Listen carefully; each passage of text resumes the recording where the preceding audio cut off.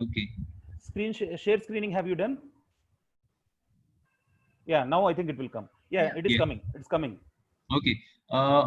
Now, quantification of DNA.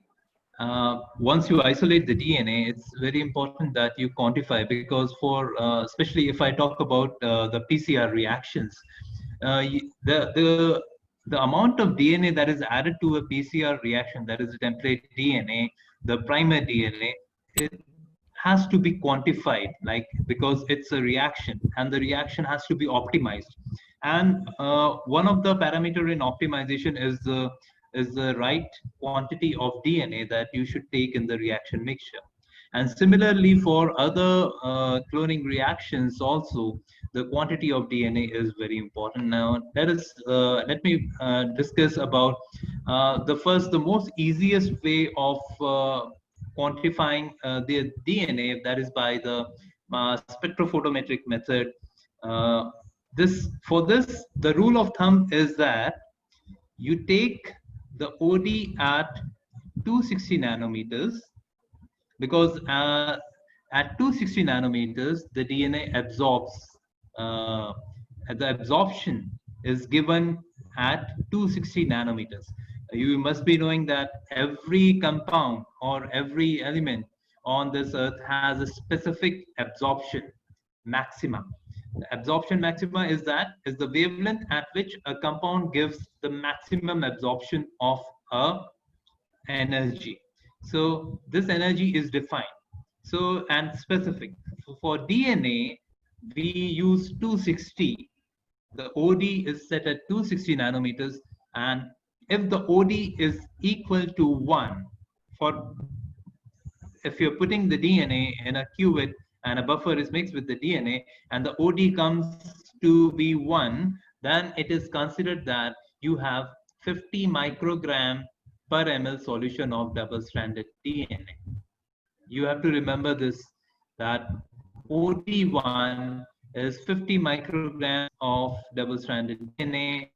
33 micrograms means uh, is OD of 1 for single-stranded DNA gives you 33 micrograms. So if your DNA is single-stranded, 1 OD means 33 micrograms, and for double-stranded, 1 OD means 50 micrograms of DNA. And for RNA, the OD1 is meaning 40 micrograms of RNA per ml of solution, right? So now I'll give you a quick example of how to calculate this double-stranded DNA. For example, if you have a OD, this is a simple example. The OD is coming to be 0.65 on spectrophotometer, which is set on 260. Then what is the concentration of the DNA? So this is the formula. So 1 OD is 50 micrograms and 0.65 OD is 50 micrograms into OD at 260 into dilution factor. This is the formula. And when we multiply it, 50 micrograms with 0.65 and the dilution factor, for example, we take 50, the double-stranded concentration of DNA is 163 milligram per ml. So just by knowing the fact that 1 OD is equal to 50 micrograms of DNA, you can calculate the concentration of a DNA sample which is having any OD. For example, here it was 0.65. There is another quick method while we can use by using ethidium bromide. You all know that ethidium bromide is an intercalating agent, and the intensity of a band is directly proportional to the concentration of the DNA. For example, if you are adding ethidium bromide to a DNA sample and then you are putting UV light on that DNA sample, the intensity of the glow or the fluorescence is directly proportional to the amount of DNA. So if you're taking 5 test tubes which are having different concentration of DNA, starting from 50 nanogram, 100 nanogram, 150 nanograms, 200 nanograms, and 250 nanograms, and then adding equal quantity of ethidium bromide to all these 5 tubes. The tubes will glow at different intensity with a linear increase. You will see a linear increase in the intensity with the increase in the concentration of DNA. So this can also be used to quantify the DNA. So the concentration of the DNA can also be estimated by using ethidium bromide. So for this, this is a very simple method for calculating. I hope you got the calculations for calculating spectrophotometrically how we know the concentration of the DNA. Now, let me quickly tell you about the way we quantify a protein.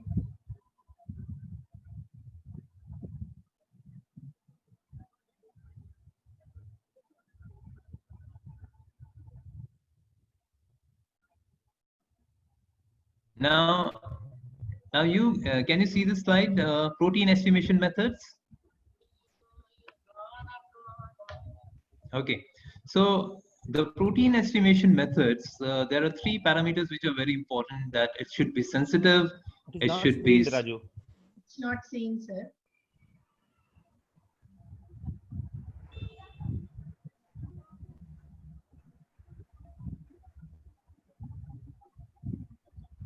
Now I'm now taking up the estimation of proteins.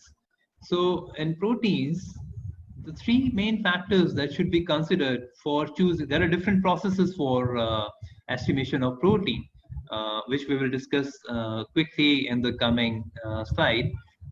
But the main factors while choosing a protein estimation method is that it should be sensitive, it should be specific, and it should not take much of the time.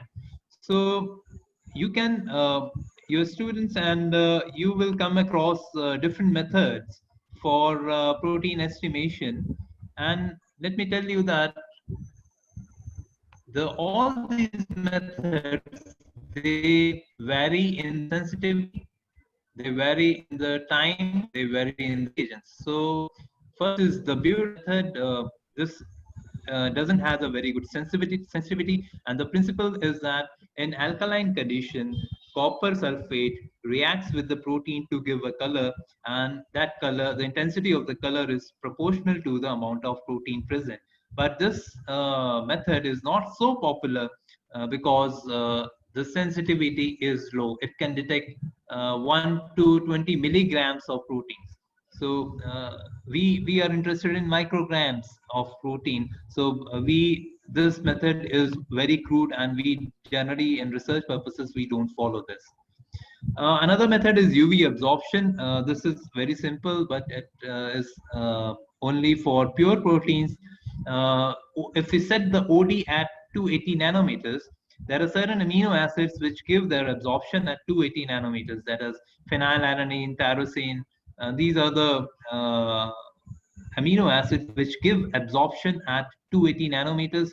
So if your OD is in the spectrophotometer is set at 280 nanometers, the OD will directly be proportional to the amount of protein present. So this is a quick method for estimating proteins spectrophotometrically. Then BCASA. This is again a very popular in research, that bisynchronic acid. This method is highly sensitive and detects proteins at concentration. So even proteins in the range of 1 microgram can be detected by bisynchronic acid method. This is a proprietary reagent from Pierce, which is a company. And this method takes the longest time to get the results. It takes about an hour. But it is this method suffers from a drawback that lipids and carbohydrates, they interfere with the color development. Then comes the most popular one, the Dory. You can see this was discovered in 1951, way back in 1951. This is as good as the Miller's methods, which was discovered in 1955, which is for estimation of sugars by Densa method. I think all of you might have will be exposed to this method, but Laurie's assay is the most popular and is regarded as very sensitive because it can detect proteins up to 2 to 5 micrograms.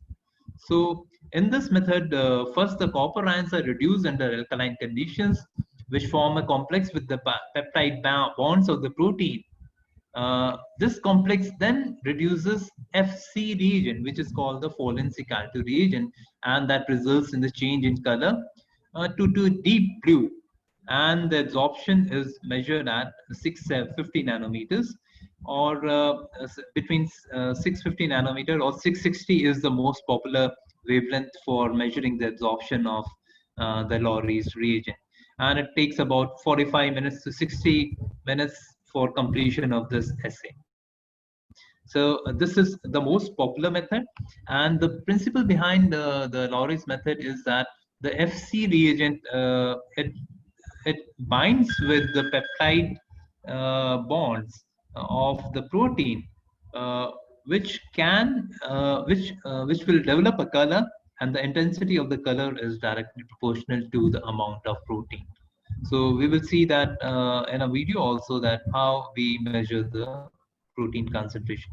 Then there is another method, Bradford method, which uses a popular dye Comasi Brilliant Blue R250, which is also used for staining of your protein gels. The polyacrylamide gel protein are also stained by this method, which is the Comasi Blue method. So this is again a dye, but the drawback is that this dye binds to certain specific amino acids which are basic in nature. So again, the results cannot be completely validated. So another method which is used, which is a very crude method, is Geldahl method. Geldahl method is a very old method. It was developed in 1883. This method estimates the total nitrogen present in a sample. Generally, it is used for food samples, and this measures the total amount of nitrogen. This method involves first the digestion of any food sample. That means we digest the food sample with sulfuric acid first, and then after digestion, we neutralize the solution, and then after neutralization we estimate the total nitrogen present in the sample. Is generally used for food, estimating the total amount of protein present in a food sample. So it is a crude method. It is usually considered to be the standard method of determining protein concentration because the Geldahl method does not measure the protein content directly. It uses a conversion factor, and the factor is 6.25, which is equivalent to 0.16 grams nitrogen per gram of protein. So if you are getting, if the result is 0.16 grams nitrogen, you can estimate the amount of protein, because nitrogen is inherently present in the protein. And this method uses Journal's assumption that now the amount of nitrogen is equal to amount of protein. So this is the Geldahl method. The apparatus is also very sophisticated. So, but we will today see through a video the Laurie's assay. This is very popular and very appreciated and very highly used assay.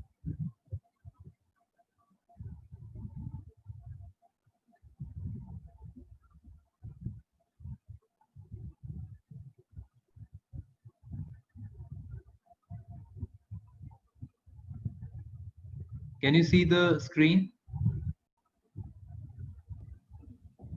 No, sir. No. Now, yes. Okay. So I'll just tell you that this is quantification of proteins by Tauris, and this is a very popular method.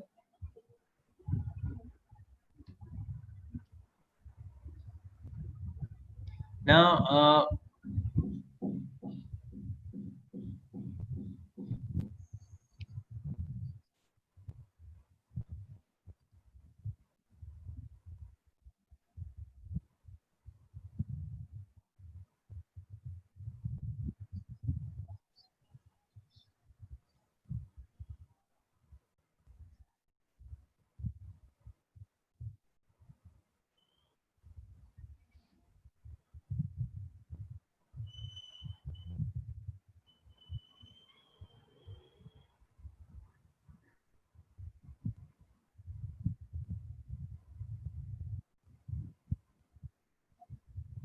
so here it is important to learn that what we are doing is that we are making the conditions alkaline.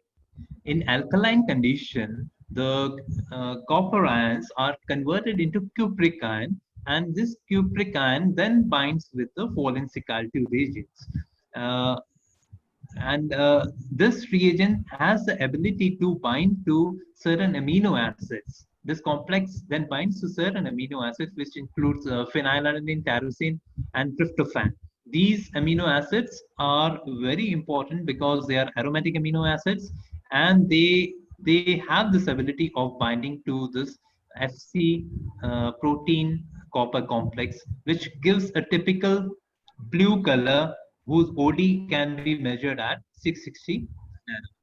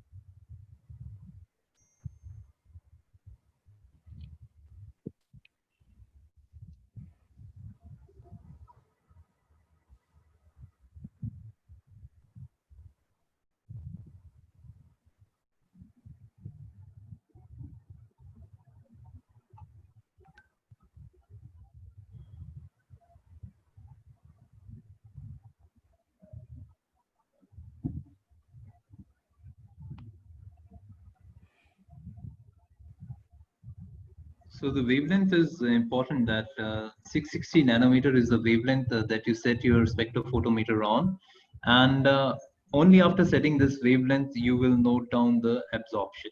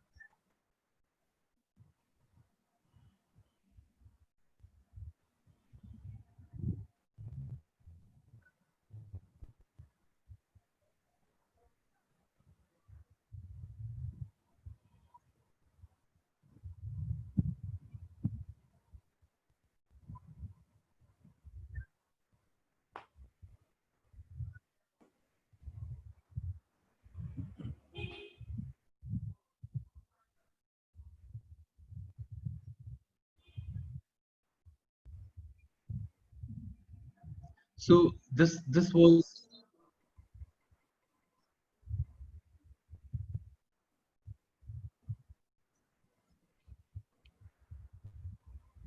okay. So Good afternoon. I welcome Professor Avinash Jaiswal, sir, Vice Principal. Good afternoon, sir. Yeah, yeah. You continue, Raju. Good yeah. afternoon, sir. Welcome. So I was discussing about the protein estimation using the Lowry's method. This is the most popular method, I think, in most of you the labs also. The Lowry's methods will be practiced, and this method is very versatile as it is very sensitive. Sensitive means it can detect protein at a very low concentration also, at a concentration of 1 microgram. And these reagents are also very not very expensive, and this can be done in the lab. So I'll just summarize. In protein estimation, we learned about different methods: Bradford method, the spectrophotometric method. Then we learned about the Lowry's method, the Gel-Dahl method. But the important parameters when we consider is that which method is more sensitive. So the sensitivity of the method is very important while choosing a particular protocol for estimating your protein. Now, finally, I'll show you a small video about what we discussed in a small earlier section, that how can we estimate the concentration of DNA and RNA spectrophotometrically. So here again, I'll tell you the rule of thumb is that you have to know that 1 OD is equal to 50 micrograms of DNA. So whatever the OD of unknown sample comes, you can, by unitary method, you can easily calculate the concentration of the protein. So let me share you one small video which will explain.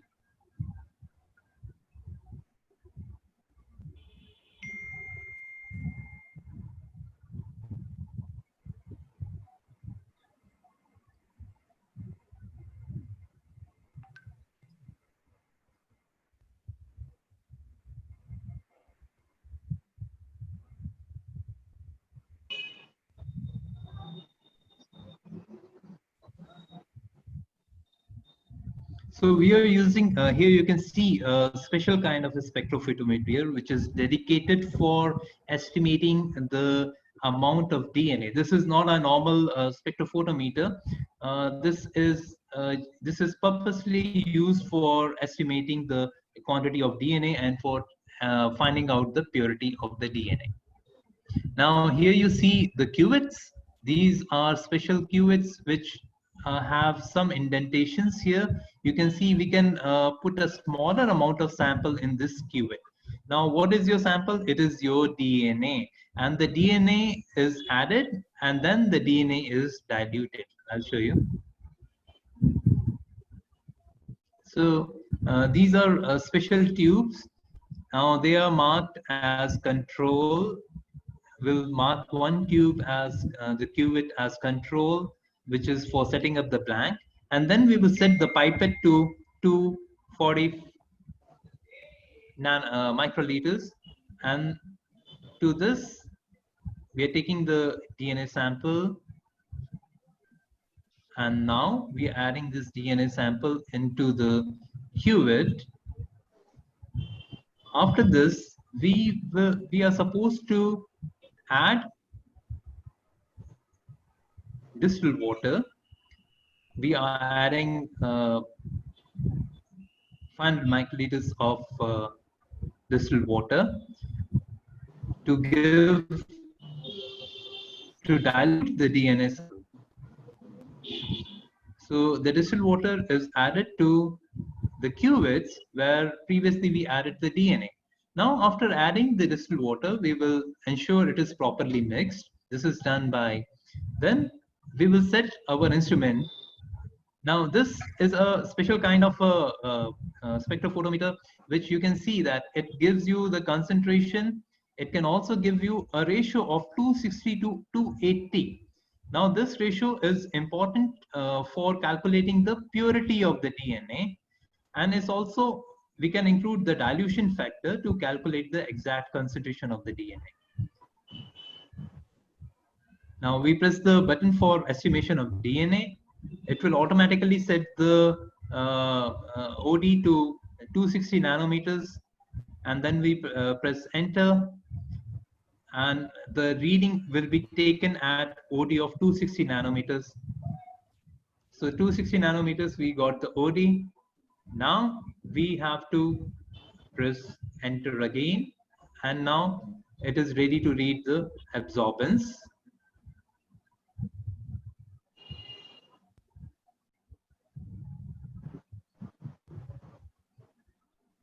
Now you can, blank has been set. This was setting the blank, and now you put the tube in the test chamber and press the button again to measure the absorbance. So the blank has been set. Now after, it will take the absorption of the sample at 260 nanometer. Now it has zeroed down. Now the test sample is being inserted into the cuvette chamber to get the absorbance. So after setting up the blank, we are now taking the OD of the unknown sample. So absorbing is measured. I'll tell you again that this is a special spectrophotometer. The absorbance has come to 0.011 and the concentration is 0.5415 micrograms per ml. The principle of this calculation I have already explained you. Now, to measure the purity of the DNA, a ratio of 260 to the OD of 280 is taken.